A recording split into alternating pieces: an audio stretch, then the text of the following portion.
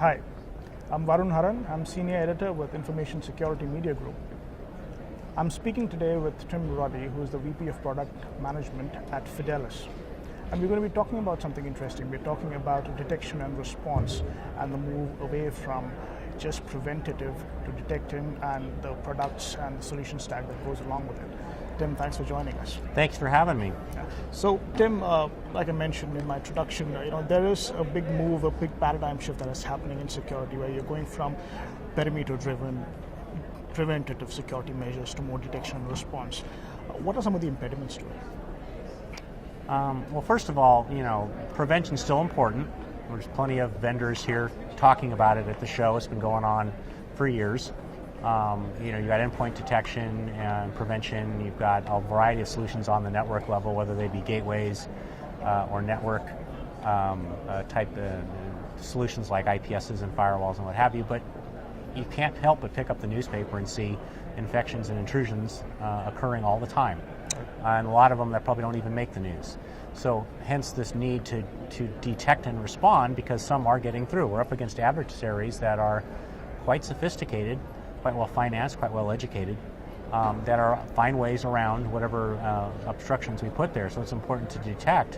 And I think to answer your question about the challenges, organizations are trying to figure out, well, what do I really need? Is it an endpoint only solution? What about the network? Are things moving around within my network that I don't even know about? I mean, between the time of infection and the time of data loss, if you look at things like the Verizon data breach report, you're talking 6 months on average. It might be less for some orgs, could be longer for others. And those are the kind of challenges that the CISOs and the security community are dealing with. Right.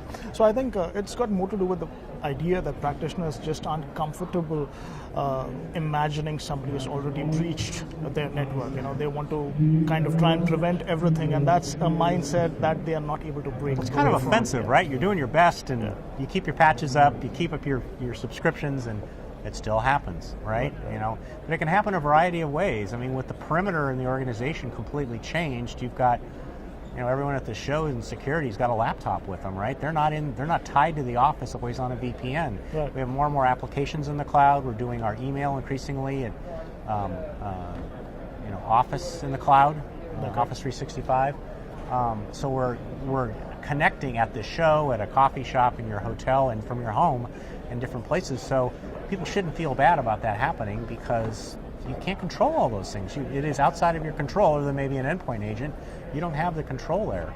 So we shouldn't be surprised that this happened, and need to move beyond that and embrace, well, what can we do to detect it? Doesn't mean we're not doing a good job. It's part of our security posture, has to have investments in detection and response. Absolutely. So I think, let's move ahead with the assumption that assume compromise is something that is mainstream and people have understood it. Right. What are some recommendations that you have that in terms of the technology rollout and the implementation, how does it need to move forward?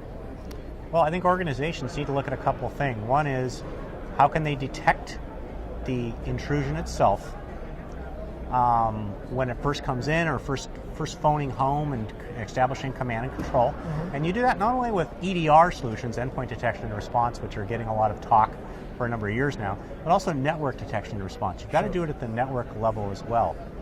And that will help you, find infections on things that you can't put an endpoint agent on. You think of all the Internet of Things devices you have in the offices these days, your copiers and your cameras and a variety of different devices. They all cannot necessarily have something installed on it. You have BYOD devices, you have your phones. You can't put an EDR solution on there. So you have to have network detection and response for that, to not only look at the command and control phone homes, but to see if there's an attempt to exfiltrate data, which is the end game of these intrusions. Right. But with 180-day on average, give or take, dwell time, the third leg to that triangle of that stool that you need to deal with has to be what we now call deception, which is to be able to try and find that infection after first occurs, long before the data gets breached, and find it sooner. It's less of a cleanup to do, and we have now something called deception technologies, which are largely not rolled out in organizations. We predict or estimate maybe 5% of corporations and large government even have a solution like that. Some of the more sophisticated buyers are having their security and groups start to look at it and investigate it. But that can help you find the malware as it moves around within the organization, because it's trying to map out your sensitive data, because that's what they're trying to steal. Absolutely. So I think you took the words out of my mouth. So, you talked about EDR and you talked about the network detection side of it. The visibility piece of it is what deception takes care of, right? Yes, it's helping to find it sooner. Right. So when you're talking about deception, what are some of the mindset changes that are required before these 5% of organizations can get into a majority of the organizations out there? Well, it's not mainstream yet, so it's being investigated. I think we need to hear more success stories from organizations deploying it. Of course, we don't like talking about the solutions that we use. Having conversations like this, the analyst community writing more and more up about it, people learning about these technologies, the services that you provide by having the ability for white papers and interviews like that to be published out there, so people become more aware of what it is and get comfortable with what it actually is, which is to put fake devices in your network that look like your real databases, your real users, your real data, so that it gets interacted with by the intruder and then alerts you. Right. Because it's designed to alert you. And those kind of things over time, just like any other technology getting adopted, I think will help us to shorten that attack get a little bit more proactive and take control. It's about being proactive about it. Otherwise, we kind of wait, right, until somebody stumbles on something, right? Most of these breaches, people find out about it. It's like, oh wow, couldn't we have done this sooner? And that's what deception's addressing is, couldn't we have figured this out sooner? Absolutely. Right. Tim, thanks so much for speaking with us. Thank you. Appreciate it. Enjoy the show. So that was Tim Roddy, VP of Product Management at Fidelis. For ISMG, this is Varun Haran. Thank you for watching.